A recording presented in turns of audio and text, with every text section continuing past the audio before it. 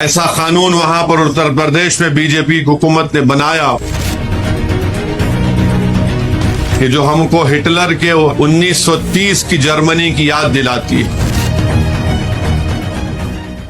ہم کو یہ بات ذہن نشین کرنی چاہیے کہ تلنگانہ میں بی جے پی کے 8 اراکین پارلیمان کی کامیابی ہوئی ہے، اس لیے بہت ضروری ہے کہ ہم ان فرقہ پرست طاقتوں کو، ان کے بڑھتے ہوئے قدموں کو روکیں گے اور ہم اپنی ریاست کو جو یہاں پر بھائی چارگی اور محبت ہے اور ہم اس کو مضبوط کریں گے، کیونکہ ہم یہ دیکھتے ہیں کہ جہاں کہیں بھی بی جے پی کی حکومت ہے وہاں پر ہم کو یہ دیکھنے میں آتا ہے کہ مثال کے طور پر اتر پردیش میں بی جے پی کی حکومت نے ایک ایسا قانون نکالا کہ چاہے کوئی ٹھیلا بنڈی کے اوپر آم بیچ رہا ہو، یا کوئی بنڈی کے اوپر چائے اور سموسے بیچ رہا ہو، یا پھر اگر کوئی ہوٹل کا مالک ہو یا ڈھابے کا مالک ہو، یا پھر اس ہوٹل میں اگر کوئی مسلم ملازم کام کرتے ہیں، تو اتر پردیش کی حکومت نے یہ فیصلہ لیا کہ بنڈی والے کو آم بیچنا ہے اپنا نام لکھنا پڑے گا، چائے اور سموسا بیچتے ہیں تو اپنا نام لکھنا پڑے گا، بتانا پڑے گا، ہوٹل کا اگر مالک ہے یا اگر ہوٹل کا نام کچھ اور ہے تو اس کو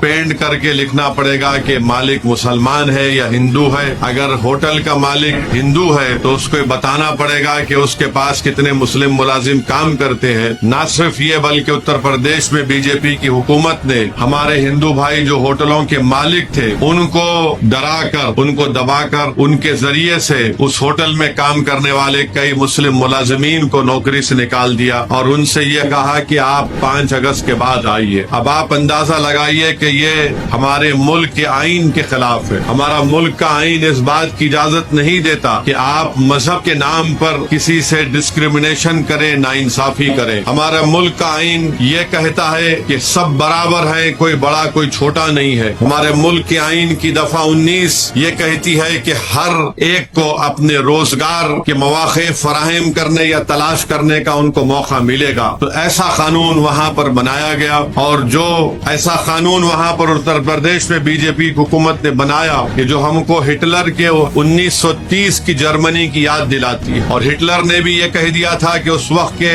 جرمنی میں موجود یہودیوں سے کہ آپ کو اپنے دائیں ہاتھ کے اوپر ایک اسٹار آف ڈیوڈ یعنی نشان ہوگا، اس کو آپ کو ہاتھ پر پٹا باندھنا پڑے گا۔ پھر اس کے بعد ہٹلر نے کہا کہ یہودیوں سے کوئی سامان نہیں خریدے گا، ان کا بائیکاٹ ہوگا۔ تو یہ جو فیصلہ اتر پردیش کی یوگی حکومت نے لیا وہ ہٹلر کے اس فیصلے کی یاد کو تازہ کرتا ہے، اور ہمارے بھارت کی آئین کی دفعہ 17 یہ کہتی ہے کہ کوئی بھی کسی بھی قسم سے انٹچبلٹی کو اس کو فروغ نہیں دے گا۔ تو الحمدللہ سپریم کورٹ نے اس فیصلے پر روک لگائی، اور پھر دوبارہ بھی سپریم کورٹ کے پاس جب جمعے کے دن اب یہ مسئلہ آیا تو سپریم کورٹ نے کہا کہ وہ اسٹے برقرار رہے گا۔